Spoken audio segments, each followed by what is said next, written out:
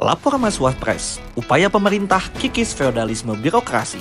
Coba ingat dan renungkan statement Presiden Prabowo Subianto yang ini. Jangan juga ragu-ragu untuk telepon saya terbuka.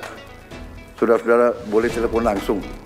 Ya, kita tinggalkan sekarang hal-hal yang terlalu protokoler, terlalu feodal. Tidak ada, kita ini adalah kolega, kita mengabdi sama-sama ke rakyat. Prinsip penting dari statement Presiden tadi ada dua, yakni mengikis birokrasi yang feodal dan tumpuan kerja dari pemerintah adalah kepentingan rakyat.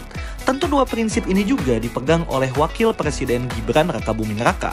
Wapres Gibran membuat hotline dengan tema Lapor Mas Wapres dengan tujuan mengikis banyak birokrasi dan membangun kedekatan bersama rakyat. Banyak yang memuji dan tak sedikit juga yang mengkritik. Dekaminsi berposisi sebagai yang memuji dan setuju. Namun, mari mulai bahas dari yang mengkritiknya. Apakah kritikannya itu tajam dan memiliki argumen yang kuat atau hanya nyinyiran belaka? Setelah mengumpulkan beragam model kritik, ketidaksetujuan atas program Lapor Mas Wapres diantaranya ini. Pertama, potensi tumpang tindih dengan fungsi instansi lain. Argumen ini memiliki konsekuensi birokratis yang sangat ribet. Orang bisa menyelesaikan persoalannya melalui jalur dan tahapan yang sifatnya bottom up, terkadang memakan waktu. Namun, dengan program Lapor Mas Wapres, skema akan berubah menjadi top down. Maksudnya gini, Wakil Presiden akan tugaskan instansi terkait untuk segera selesaikan masalah yang dikeluhkan. Kedua, output dari program ini seperti apa? Tentu pertanyaan ini terjawab dengan keinginan Gibran untuk langsung bersentuhan dengan kementerian atau lembaga terkait yang dikeluhkan oleh masyarakat. Lagi pula, hal ini sesuai dengan tugas dan fungsi Wakil Presiden yang diamanatkan dalam Undang-Undang Dasar Negara Republik Indonesia tahun 1945, yakni memperhatikan secara khusus menampung masalah yang perlu penanganan menyangkut bidang tugas kesejahteraan rakyat. Ketiga, skala prioritas apa yang nantinya akan ditangani dulu?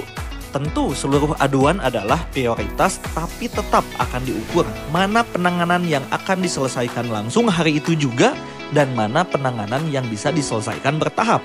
Seperti rumah sakit, korban kecelakaan dan orang terkena flu ya pasti beda. Jadi clear ya, kritiknya dapat terjawab. Nah, mari sekarang bicara keunggulan program ini. Di antaranya, 1. Mengikis feodalisme birokrasi. Kalau sedikit pakai teori dari Anthony Giddens, jadi pola struktur yang rigid bisa diubah dengan struktur yang diciptakan sendiri, sehingga fleksibel, apalagi ini demi kepentingan rakyat. Kedua, masyarakat lebih dekat dengan pemimpinnya. Nah, ini yang sering ditekankan oleh Presiden Prabowo, bahwa masyarakat jangan sampai merasa asing dan terkesan tidak tersentuh oleh negara. Negara harus hadir di setiap masalah yang dialami rakyat. Ketiga, Presiden dan Wakil Presiden akan mengetahui mana lembaga yang selama ini tidak menjalankan tugas secara efektif.